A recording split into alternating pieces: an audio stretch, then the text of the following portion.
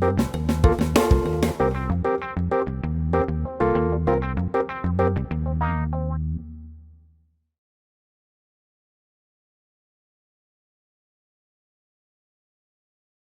also had opportunities to work as wardens for both the hostels, both ladies as well as boys hostel. And that was another interesting work that I had. Of course, I was considered as a very strict teacher. Even now, some of my old students remember that as I was walking into the clinic, they would run away and hide themselves and all that. But even then, there were mischievous students in the hostels. They used to gather late in the night and have parties with drinks and all that. That was in the men's hostel. So I used to get information about this, and even I started visiting the hostels at midnight, 11:30, 12, and used to, of course, catch hold of them, at least 4 or 5. Some of them were very serious people in the sense who were committing a lot of these such things and encouraging other things. And of course, whenever the new students used to come, they were ragging them and all that. Of course, we used to try to control that.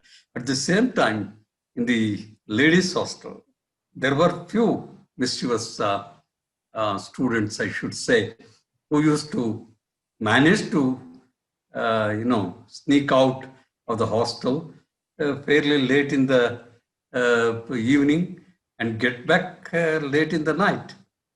So of course, this was supported by the staff, the cook and others. So I came to know about it, and I used to keep a watch on that. Of course, I could catch some of them. Those were the student days which they used to do. But even then, I learned a lot of things from that.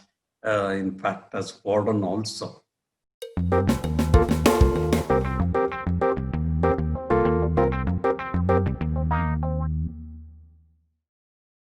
My involvement in Isha, of course, there is another very interesting and very stimulating and satisfying uh, history rather. Um, well, we attended first conference of Isha in 1971. By that time, of course, as students of first batch of BSc at Aish, we had opportunity to go through the workshop proceedings that Dr. Karpoor had conducted. He had conducted 4 workshops by that time. Even I was preserving those copies of proceedings of the workshops. That is frequently I used to see, but they were lost and even I inquired in Vellore, but I couldn't get them. They were very good actually. That of course, they had collected ENTs, linguists, and psychologists, and of course, our few 3 or 4 speech and hearing specialists at that time, and had conducted the workshop and brought out why we require speech and hearing in our country, and also the need for Isha. He was the founder secretary of Isha, Dr. Y.P. Kapoor. He, along with few others in Mysore, got that registered as a society. By that time, of course, they had decided that they would have the Isha conferences immediately after the conferences, annual conferences of Indian Otolaryngologists Association, Otolaryngologists Association of India. So whenever there used to be, because our people were only few, later on, as the number of people started coming out from speech and hearing courses, this number started increasing. But even then, we had one conference in Cochin in 1971. Of course, at that time, I was in first year MSc or post-graduation course. many of my classmates and my own juniors, like Dr. Vijay and many others, had attended that.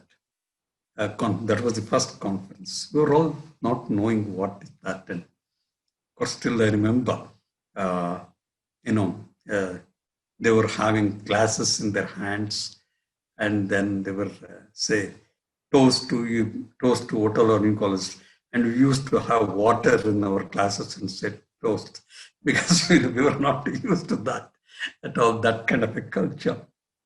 At that time, it was interesting. Dr. Shah, Vijay Shah, Dr.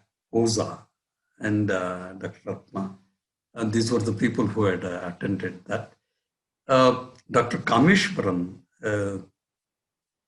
contested for presidentship, and Dr. Ratna, Oza, and everyone was saying, yes, yes, he should become the president because he's a senior ENT specialist and has been encouraging speech and hearing and all that. But Dr. Shah, Vijay Shah, was the only one who opposed and contested against Kameshwaran. But there were more number of members at that time in Isha from the ENT side. So Dr. Kameshwaran got elected. That was the first election that I remember during Isha. Then, of course, we were just given a hint about the kind of things that were going on in Isha. And then, of course, I attended the next conference in Bombay in 1973. And of course, I presented a paper also on my own dissertation, Objective Methods of Locating Optimum Pitch. That was the first conference, first presentation that I had made rather. So still I remember that. There also it went on, and then we had, again, it was after the Otolaryngologists Association of India conference. And then we had conference at Manipal in 1975. There, Dr. Ratna got elected as president. But before that, Dr. Ratna was treasurer. In fact, that is interesting thing. Still, I remember he never, of course, personally, he doesn't keep his accounts, or he doesn't count his money or keep his money. But unfortunately, he was doing the same thing with Isha, this one also. Still, I remember when he gave it for auditing, he paid some money also from his pocket because he had not maintained the accounts properly.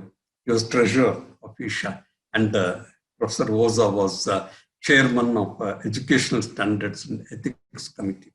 That was the time when they were formulating the syllabus for BSc, MSc, and all that. So in 75, of course, I had already become a lecturer, so I said I will contest for the Executive Council. We started working on that, and I got elected as a member of the Executive Council. And of course, Dr. Ratna got elected as the president. And one he was just Ramon Babu, who was working in Ahmedabad, who had master's degree from Aish, was the secretary. And then one, Ashok Raje from Bombay was the treasurer. And this, we got elected in 1975. And then Ramon Babu left the States and he resigned the job of secretary. By that time, Dr. Ratna had appointed me as joint secretary of Isha because the secretary was away from the president, and so they had an option to appoint joint secretary depending upon the choice of the president. So Dr. Ratna had appointed me as a joint secretary. And of course, I was also member of the Executive Council. So when Ramon Babu left the country, he had sent one trunk with papers of Isha. At that time, we had the typed copies of the memorandum of the Association of Isha. That too, two or three. Again, had to get those copies typed so that we can keep it in. So I was asked to look after the duties of the secretary at that time. And of course, I looked after the duties of the secretary for 6 months until the next election was held. That was in Mysore only. So in that election, I got elected as, in that conference, I was elected as secretary of Isha. That was in 1978. So we took the responsibility, and then we were, the condition was, the financial condition was very bad, even though the membership fee was only 25 rupees and 10 rupees for the students. And of course, as teacher, I used to make all our students as members and ask them to pay 10 rupees each. And we were trying to get money from them and manage. And at that time, one George Samuel was the treasurer, was also working. He was a research fellow at Aish at that time. So we too were working, and Dr. Ratna was the president. And the next election was held at Bangalore. By that time, the director of Aish, Dr. Ratna, was director in charge till 75. But later, one Dr. Kulkarni was selected as director, and he took over as director of Aish. He was an ENT specialist from Bakara. He was always, of course, used to believe that ENTs are above speech and hearing, and the speech and hearing people should work under them. And by that time, already we people, some of us, and some of our own students, like Vijay Kumar, and then Dr. Purushottam, and so many others, and his own classmates, even Dr. Savitri, all those were students, and we started feeling that something was wrong, and that divided the institute itself. Almost vertically. Some students and some staff were for Kulkarni, and they used to believe that speech and hearing is under ENT.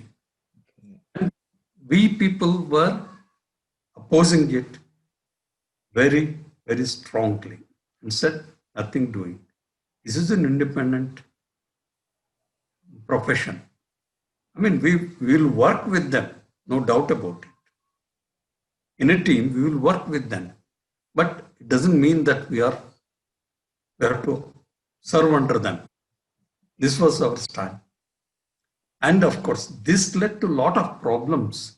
So that Dr. Kulkarni, again, it was divided, Dr. Nikam, Dr. Ratna, myself, and of course, only few of us among the staff were for speech and hearing, and all others were with Dr. Kulkarni. And of course, we had more students with us than in the other side. Of course, we had one, still I remember, we had one workshop called the Indo-Danish workshop. At that time, of course, again, some attempt was made to compromise between the two groups. Of course, Professor Oza was also there. He tried, but it never worked. He said, nothing doing. We are not going to be. So this continued and got into Isha also. So Dr. Kulkarni was supported by Dr. Vyasmurthy also. He was another teacher of course, who had a master's degree from Aish itself, but he was good audiologist. He had master's degree in audiology. So he was supporting him. Dr. Kulkarni wanted him to become president. Okay, by that time, Dr. Kulkarni was elected. As soon as he became director of Aish, he was elected as president of Isha. I mean, that of course, that was the kind of thing that was going on then. Even afterwards, that happened in other institutions and other individuals also. So he was the president, I was the secretary, and the next conference was supposed to be held at Bangalore after the uh, Otolaryngologists of India's conference. But there was already division, so we asked Dr. Nikam to contest for president's post. So we had gathered in large number. We had a lot of people. And by that time, we had already canvassed and we had told how things are going on. And we had a very big fight, in fact, in the general body meeting, saying that Isha is there. I mean, they used to threaten us, saying that Isha will be lost if Vyasmurthy was not elected. They started saying we will see how it will happen. And by that time, unfortunately, the treatment given by the organizers of that particular conference was also very bad to the speech and hearing people. Because after the conference, almost like the leftovers were given to us. We felt very bad about it. So then we decided we'll pass a resolution saying that we will not continue to have the conferences along with otolaryngologists anymore. And of course, Dr. Ratna, Professor Oza, all these people were not for that. They were trying to convince us, no, don't be in a haste and all that. We said nothing doing. We have decided we are going to, because there were a number of youngsters who had that idea, I mean, who were supporting that idea. But the students who were doing that, of course. One, Mr. Vijay Kumar, who is in Bangalore now. Of course, he was also there, and there were so many people. So all of us started working on this and said, even they had gone to the extent of saying they should look into the bylaws and say who will be eligible to become members of Isha. And we had said none other than speech and hearing should be full members of Isha. They must have a degree in speech and hearing to become of course, that was not accepted at that time. It got prolonged. But even we are not willing to accept psychologists, for example, as there was a class. Those who are interested in speech and hearing or working in speech and hearing institutions would become the members of Isha. Even we had opposed that. And then, of course, Dr. Nikam got elected. So this made Dr. Kulkarni very furious and his team also. So that started working officially at Aish. In the sense, he started harassing Dr. Ratna and me and maybe one or two more people at that time. We were targeted. We were asked to produce all our degree certificates. Even he started saying Dr. Ratna does not have degree in speech and hearing. All these things had started. And it went to the extent of becoming a political fight between speech and hearing and the ENT at that time. And somehow things went on and we started making use of political supports. And of course, Dr. Kulkarni committed some financial commitments, errors. So he was sent out and we were saved rather. Even it was, Dr. Ratna, I still remember Dr. Ratna, as head of the Department of Speech Speech Pathology, had written in my confidential report that he has been responsible in conducting Isha conference and doing good work in Isha. So Dr. Kulkarni, who was a reviewing officer above this one, had written, no, he has been responsible in dividing Isha. So this was the kind of personal threat. And in fact, he had personally told me that that he would see that I'm sent out of the institution at that time. This was the kind of problems that were faced fighting for speech and hearing or Isha at that time. Of course, during that time, the staff, some of the staff had failed some students, and they went on strike, and then the university appointed people from outside as examiners, and so many. That was a period where we had a lot of turmoil within the profession. Once he was sent out, things settled down. And of course, later Dr. Ratna got selected as director. So from there again, we tried to build Isha rather. In fact, at that time, as I told you, the memorandum of the association was not there. So we got it printed and even brought out directory of members of the association and directory.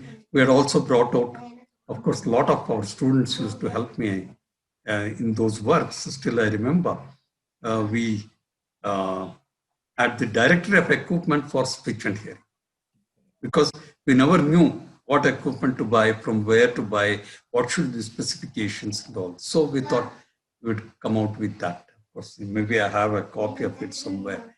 So this was some of the things. And we also used to conduct workshops. For example, we conducted one hearing aid repair workshop and another one on computer applications in speech and hearing. So through Isha, we used to conduct conferences, workshops and all. And of course, again, I was re-elected as secretary in Hyderabad conference and continued to be the secretary. That was the first time that anyone had become secretary twice. And I was there for 6 years as secretary. And then later, I got elected as president of Isha by that time. So my term had come. So all the youngsters had also become. So they said, why don't you become president? Okay, I said, that was in 1982.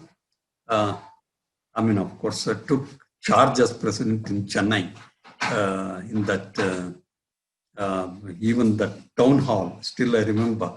So, and then of course, I continued to be the chairperson for a board of educational standards and ethics.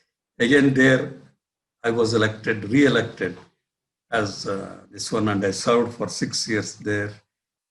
And then I became editor of the Journal of Isha, and I served for 6 years, again 2 terms, as the chairman of editorial board.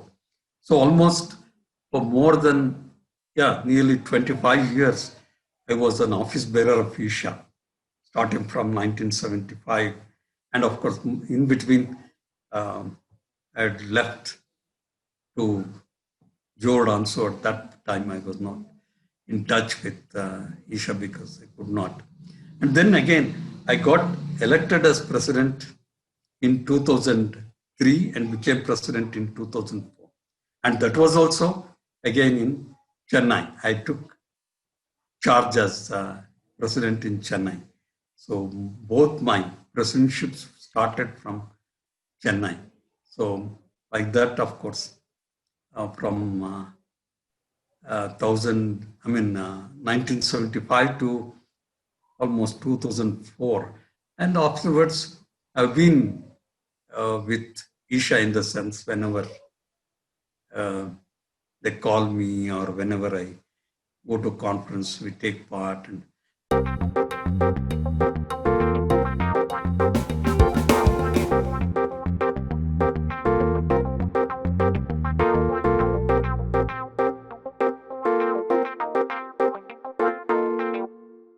course, I was also awarded Bharat Award that was given to the presidents of Isha.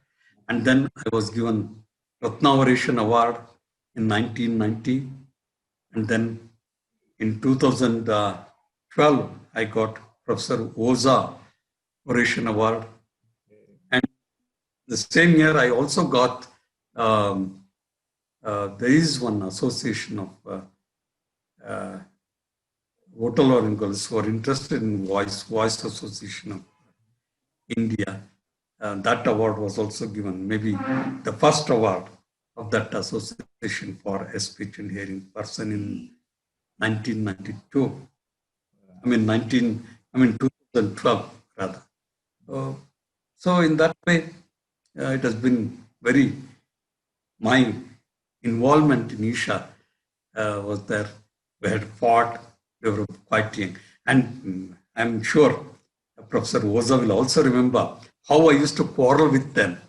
They used to say, okay, we should compromise with ENTs, compromise with medical people. And we were very young and used to say, no, nothing doing. Even I used to quarrel with some of the presidents who were otolaryngologists. Particularly, I remember Dr. Rajendra Kumar from Chennai. Even on the dais, when we were conducting general body meetings, I used to turn back and start shouting at the president. And they used to say, no, you can't do this. Okay, I would cool down.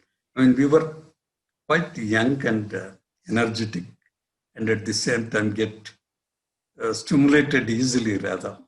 We were not so matured as we are now. In fact, Isha, of course, now financially is much, much better position. I still remember when Dr. Purushottam was treasurer and I was secretary, we had tried to collect money, we had reduced the life membership fees so that we could get some money to run the daily activities, routine activities.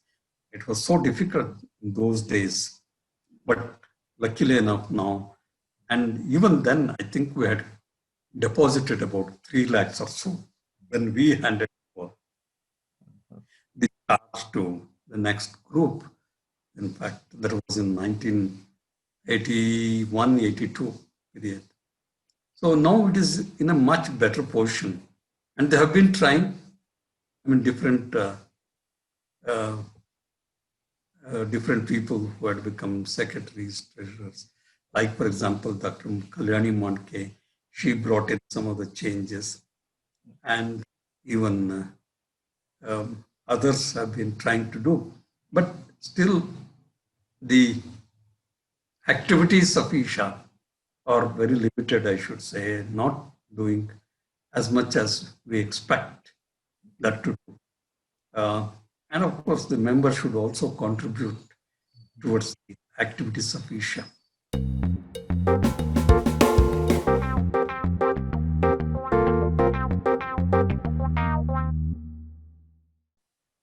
RCA had started long back when Dr. Ratna was director of AYGNH.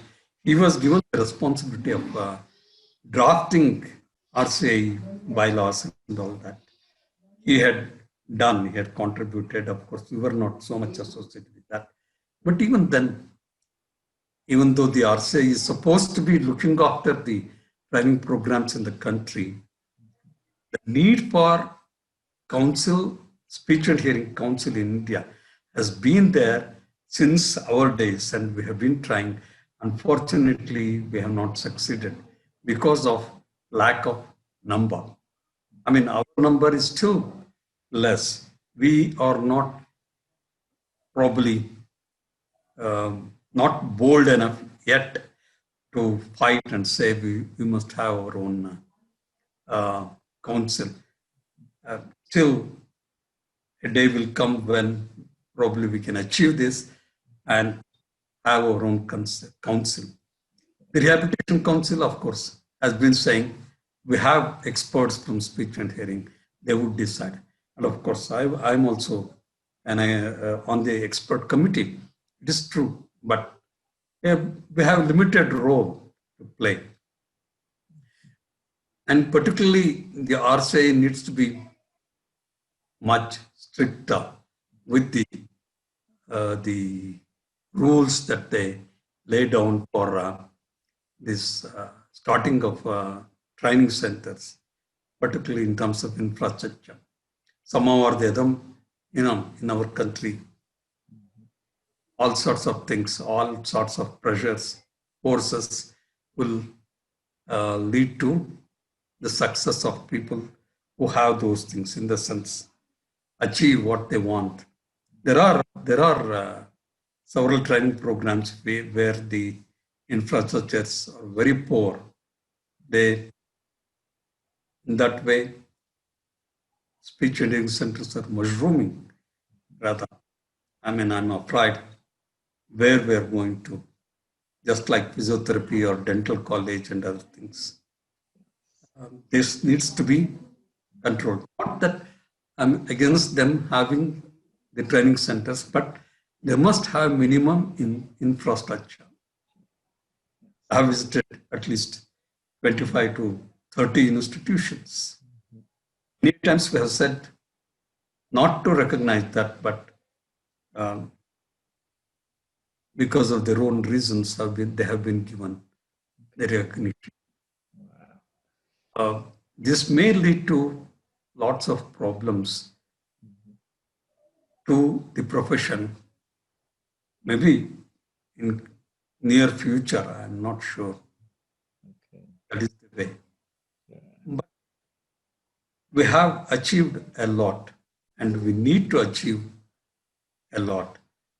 And particularly, I feel that, I mean, I'm a person who is maybe too ambitious and targeting too high, of course, personally and of course, professionally also.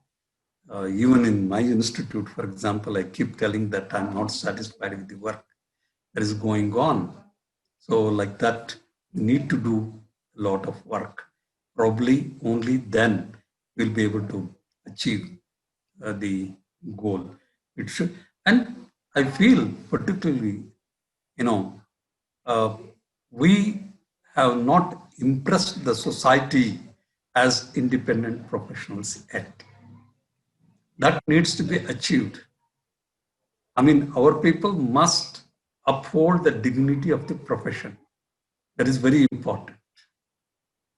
I mean, recently I'm finding more of, hearing aid salesmen rather than professionals. That is very, very dangerous thing that is happening. They give up their professionalism just, they don't realize that in long run, it is a very bad thing. It is going to boomerang. It is going to hurt them, the profession. Until less our people stand up independently and work hard, show that they are capable of doing their own diagnosis and treatment. And nowadays, if we look at the kind of work that they're doing, nobody is willing to give speech therapy. Very few institutions or very few centers are doing it. As students, they're forced to give speech therapy, they're doing it. But once they go out, they don't want to do that. They want to act like doctors, They don't look at the person. They try to look at the problem. That is wrong. Each individual, each child is different. The therapy needs to be made suiting that particular patient. It cannot be a tailor-made this one. So that kind of attitude is spreading to almost all training institutions. That is a very unfortunate thing. I mean, I may be sounding very pessimistic, but that is what I have felt actually. I mean, of course, I'm also proud of what we have achieved. That is a different issue. That doesn't mean that we should continue to do these kinds of things. These things should be curbed, and we should look at the positive things and do things positively and identify ourselves with the profession. That we are not doing. You know, that is what I strongly feel. Maybe, I mean, this is my personal view. You know, many people may not like it, but this is my personal view.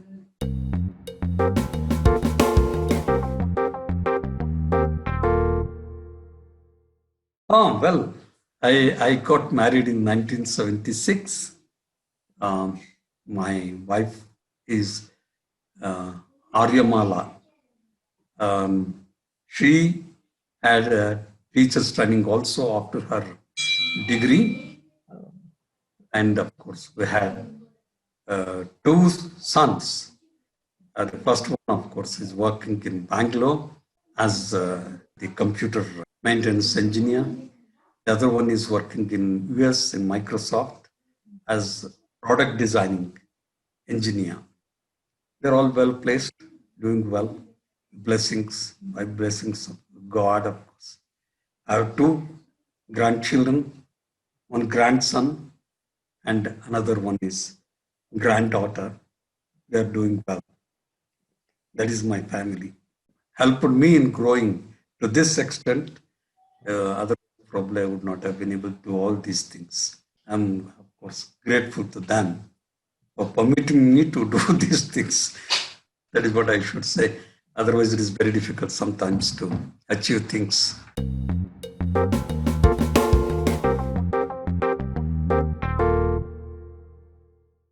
Yeah, this is a good group. You can see Basu, Dr. Vijay Esha, Rangasati, Gudi Srinivas, P.D. Manohar, myself, Nagaraj. This is Bettigeri, Ramesh Bettigeri. Okay. And these two were from medical sciences, Canaria and another person, I don't remember the name. This is during the Isha conference in Delhi. Yeah, it was in 1979. Satyendra is also there somewhere. Okay. So, yeah, this of course, Rangasai Keshamurthy was typist of our department. Then is Satyendra, Vijay Nando, then Dattatreya, myself, and then Mallikarjun. Yeah, Vijay Kumar.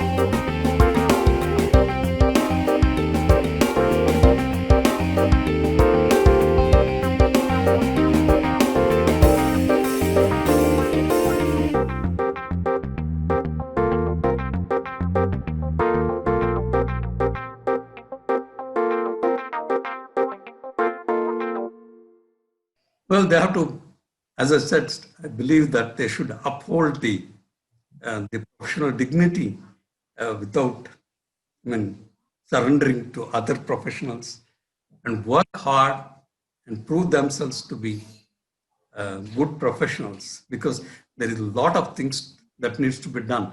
Particularly in India, there is a lot of things that are not touched upon. For example, I keep telling about that. Of course, we also keep working on some of the aspects like clear speech. I mean, this aspect is not taken up, or even noise conservation, or even other aspects. And particularly, I believe there is supra normal speech. Normal speech is not being touched at all. Our people should also show that. So then other professionals will know about the speech and hearing. Now, the speech and hearing is only confined to testing the hearing or giving speech therapy. I mean, that is very unfortunate. We are not spreading ourselves. We are not doing all possible. I mean, we are not concerned about other aspects. We must also start working on those aspects. I hope and wish that at least the future generation, some of them, will take up these things and show that it is important in other areas also. Well, I take this opportunity to thank my teachers, especially Dr. Ratna, and of course his wife also, who encouraged me emotionally, and of course many a times taking care of our food and all that. Of course, I've become a family member of Dr. Ratna. And I also thank Professor Oza, Dr. Hegde, and of course Dr. Vijay Shah. Of course, he's no more, but he was one of my good teachers rather. And of course, there were other teachers also, like Mrs. Manan, Dr. Nikam, and Dr. Vyasmurthy, and Mr. S.S. Murthy. He was of electronics, who had helped me during my dissertation work.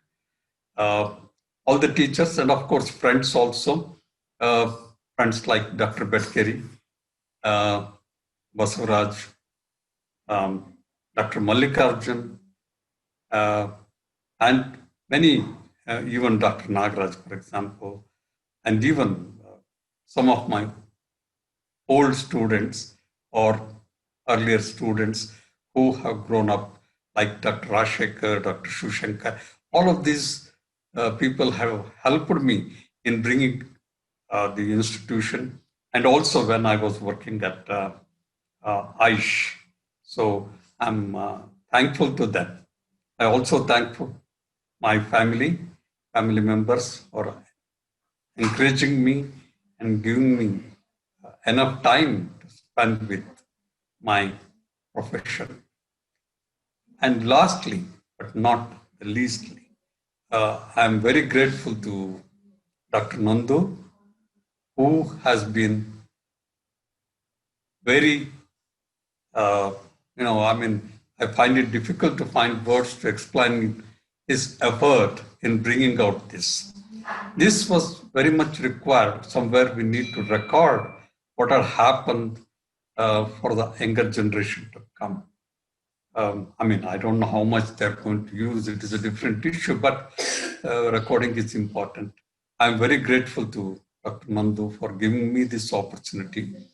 And of course, it has given me an opportunity to remember my old hairstyle rather. Of course, in Kannada, we have a saying, Boli Turubnamskonange. That is a bald woman remembering the long hair that she had in her younger days. Like that, you have given me an opportunity to share my experiences. I'm very happy that I've been able to tell about my own profession, which had become my passion rather. I'm very grateful to ITV also and to you also, and I wish you all the best in your ventures. Thank you.